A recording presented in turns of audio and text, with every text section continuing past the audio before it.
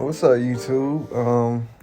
Today I'll be talking about the 2022-2023 NBA Western Conference standings and predictions.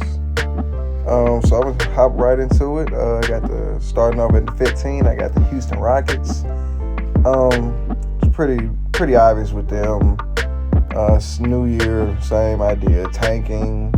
I just got the Jabari Smith out of Auburn. Just looking to add on and continue to add on new high lottery picks for the years to come. So yeah, I'm gonna just move right on to OKC, who are basically in the same thing. I got them at 14th. They got Shea, Lu Dort, Giddey, Poku. I'm pretty sure I'm missing some. Oh yeah, they drafted Chet out of Gonzaga. So same thing. Super young talent, hard West. Still tanking, stacking up picks. Sam Press is going to continue to stack his picks up for as long as he can. So I'm going to move on to the 13th seed. I got the San Antonio Spurs. So this is one of them years where now they are officially entering the rebuilding stage. Just traded away DeJounte, as you know, to Atlanta. And pretty sure they're going to lose Pop soon. So they're just looking for a brand new way. There's not much talent. There's honestly a chance they end up lower than OKC or something. But, they'll be definitely lottery pick area, tanking area. So we're going to move on to the 12th pick. I got the Portland Trailblazers. As y'all know, traded CJ at the deadline of last year to New Orleans. Dame coming off injury. Roster's not too well, not deep at all. Just picked up Jeremy Grant from the Pistons, though. So guess I say help Dame. Still, they just picked up Gary Payton Jr. as well. Got pretty solid young talent. Picked up Josh Hart out of the Pelicans trade. Still got Nurkic. There's a whole bunch of young talent after. It's Anthony Simons as well. Just got a big payday. Really solid. I'm pretty high on Anthony, but it's not much going to be there. Just another year, unless they figure out or they decide to start trading. But this is definitely a year they won't make the playoffs again. Now I'm at 11. I got the Sacramento Kings. For Sacramento, I could see them sneaking into the play-in at that 10th seed, just like San Antonio did, I believe, last year. Kings, they picked up Sabonis last year. Still got De'Aaron Fox, who's very solid. I like the Keegan Murray pickup out the draft. Really solid forward. Had a pretty good summer league, so I'm pretty high on him, but we'll have to see how he adjusts, if he can adjust quick to it.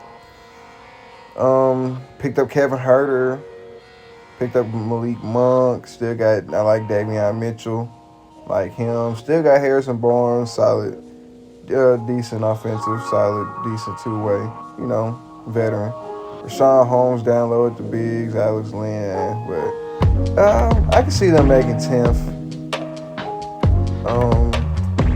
But it's still Sacramento just got them just those weird moments where they just can't win for a while and just can't pick up the parts together and just do their job. But yeah, I got them 11th seed. I got them just missing the play-in, and who's getting that last play-in spot, I believe, are the Utah Jazz.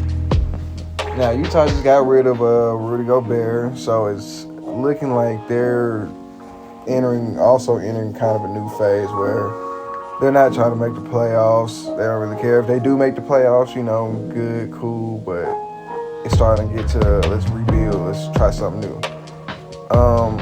Now, I got them in 10th seed predicting that Donovan Mitchell stays this year. If he doesn't, then I got them definitely lower than that. Still got Mike Conley, and trade away Royce O'Neal. Rudy Gay, picked up Walker Kessler out the trade, picked up Pat Bev out the trade. Got Bogdanovich too signed. Yeah, I got them 10th pretty much accidentally making a play-in, but I don't have them. I have them losing in the play-in, of course. Not much talent.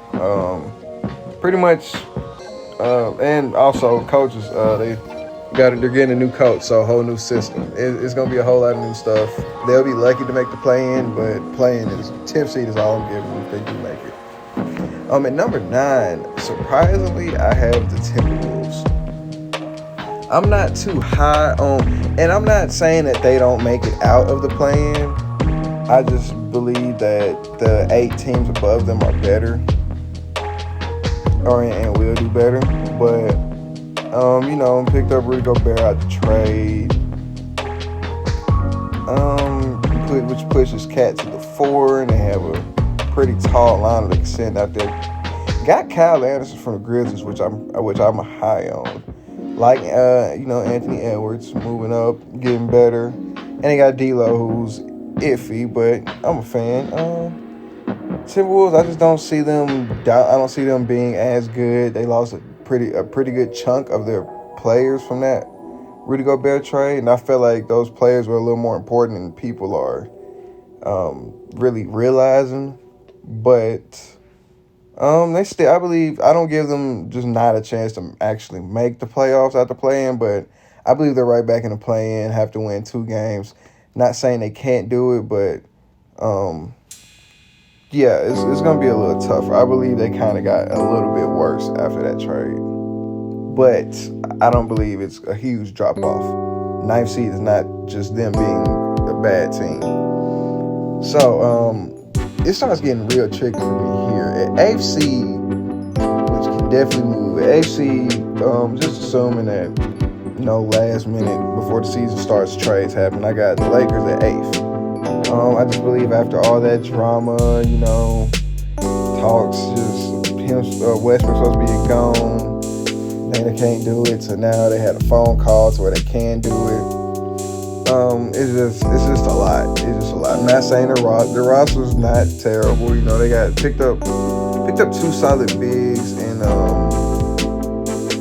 they picked up 1 solid big in Damian Jones. I actually like Damian. Oh, my bad, was 2. And Thomas Bryant. Two pretty solid pickups. I also picked up Lonnie Walker to I guess kind of fill out the Malik Monk replacement role. Maybe I believe Malik Monk's better, but Lonnie has his moments. But other than that, and they got Juan Toscano, but we don't really know totally what he can do because he didn't play that much. But it's another year could be another year of frustration. I got them AFC because I don't believe Bron allows what happened last year to completely happen.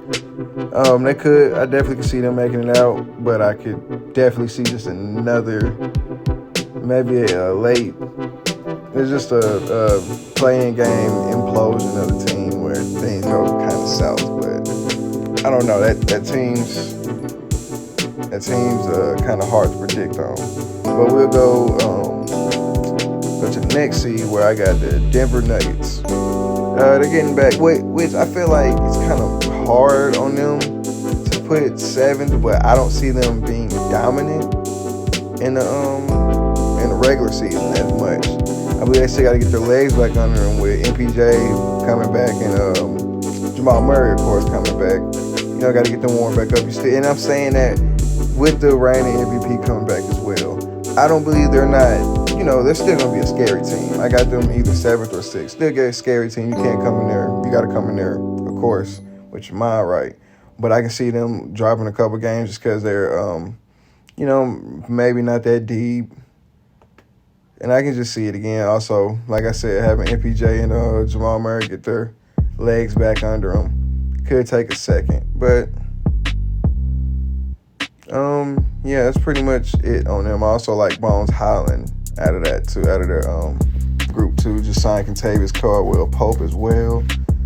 7th seed, I believe. I don't believe they're better than the Pelicans, who I have at number 6. So they got the new big 3, Zion, B.I., and CJ. I like Herb Jones as well. And everybody knows Jose Alvarado now after that pretty solid performance in the playoffs. Still got Joe Val, so that you still gotta. If Zion stays healthy, you gotta field them. You gotta field them two down low, which can hurt. It's probably gonna hurt down low. You got Devontae Graham, pretty solid guard. This is a solid team. Not super deep, but probably about eight deep. But they're definitely a scary team this year. Very scary team. Can't sleep on them. And especially if Zion stays healthy, him and B.I. and CJ taking over. I mean, it's just on defense. You got to pick and choose which one will you be okay with trying to letting kill you. But they're not gonna. I don't believe they're gonna be unstoppable. It's their first year all together. Got to work out the kinks, but definitely a solid team to keep your eye on. I'm not sure how far they can go in the playoffs. They can be from first round exits to scaring teams in the Western to go in the Western Conference Finals. Maybe I don't know about winning it. I don't see them winning the Western Conference at all, but definitely see them semifinal, second round, maybe get lucky and get third, but definitely second round for sure. Fifth, I got Dallas Mavericks. Just picked up Christian Wood, very solid pickup. Getting Tim Hardaway Jr. back, which is very huge, with Brunson picking up over $100 million in New York. So, and of course, Luka. Solid team. I still don't see them just completely dominating through the regular season. Because, they're still, they got better defensively last year, but the roster's still kind of iffy. We got JaVale McGee coming off the bench as well. And Spencer Dinwiddie slowly getting back into his own after a long year off. So, yeah, fifth, fourth seed is about right for Dallas. I see them still, possibly doing the same as they did last year. Being the underdogs, knocking out the number 1, number 2 seed possibly, and doing whatever. I don't see them winning the finals necessarily, or going to it, but definitely another year with a scary team versus Luka, who's still unguardable. So, we'll move on after that. We'll go to number 4. I got the Memphis Grizzlies. Number 4. I still believe I believe they can't do anything but get better after last year. Pretty much bringing back the entire same team except for Kyle Anderson, which I'm not for sure how big of a loss they may be. I really did like him coming off the bench, but I believe that means they about to like giving Zaire Williams more minutes. It's starting to look like that since that's about his position. Picked up a shooter, Danny Green. I didn't even realize that. We'll see how he does. Still pretty much the same team, Jared Culver as well. Not a shooter, but big guard. We'll see how he fits in. Same thing though, young talent, job becoming better and better each year. I can definitely see them just once again getting to the same area. Depends on who they run into in the playoffs, but same things last year. Scary team to play. Probably be hard to play them in Memphis in the regular season, but still too young to say that they'll win a championship. At 3, I got the Clippers. Coming back off injury, you got Kawhi, full season off. Clippers got Rocco, Norman Powell out the trade deadline. Pretty much signed everybody back, running it back after a pretty impressive year without Kawhi for the whole season, PG for the majority of it. I just see the only thing possibly standing in their way is health, and also you have to let them get back under their legs, so they could start off pretty slow. I can see them being between 3 and 5. I don't see them dominating during the year. I see them still having the struggles and stuff. Well, I'm not going to say struggles, but, tweaks and stuff. Got to learn lineups. But I believe that they are, once again, contenders as well. And then picking up John Wall as well is a pretty solid pickup. But I would like to see them stay healthy. If they stay healthy, then I can see them contending for sure. And then number 2, I got the Warriors. Like I said, for a couple teams. Same team pretty much. You know, everybody knows the Warriors. There's really not much to say. They're bringing everybody back. You got Wiseman coming back, which is a solid pickup. I just seen that they're going to start Looney over Wiseman, though. So Wiseman off the bench getting his body right, getting ready, getting reps. I could definitely see that being scary in the future. Jordan Poole only getting better. Curry's Curry, Clay's Clay. Wig getting more confident now. So same scariness, still dominant, still hard to play in San Francisco as well. And for the Suns, I got number 1 in the regular season is the Suns. Only reason I say the Suns are number 1 because I see Phoenix like how everybody used to see Utah back in them days, where it was just hard to play in Utah. You know, very great regular season team because they keep running their system. They run the system through no matter what happens. So it's hard to play them. It's hard to play up there. And it's going to be like that in Phoenix. It's hard to play out there. They're going to keep their system. Got the team pretty much back. So, I don't believe they're not, once again, I don't believe anybody's scared of them. I don't see them winning the championship or anything. But I do believe that they're a very good regular season team, no matter what happened last year in the playoffs. It was really embarrassing, but I believe that they're still the number 1 team. They'll probably still have a number 1 record because they seem to be kind of like, I'm not going to say front runners, but that's like the best word I can come up with right now. But yes, I see Phoenix, you know, it could be Warriors too. I see Phoenix and Warriors kind of duking it out toward the end of the year if anybody cares about the 1 or 2 seed at that moment. I guess it'd be depending on who's getting that play-in spot. If they want to, depends on who they want to see. So yeah, those are my predictions for the 2022-2023 NBA season that's upcoming. This is me and Suave's first video in a while, you know, probably since, like he said in this video, since pre-COVID. We're trying to lock back in, trying to start back posting some more videos. So please like, comment, subscribe, share, do anything you can. We're going to try to start posting more and more, either daily or weekly. We'll try to get some more NBA stuff out to you. Appreciate it.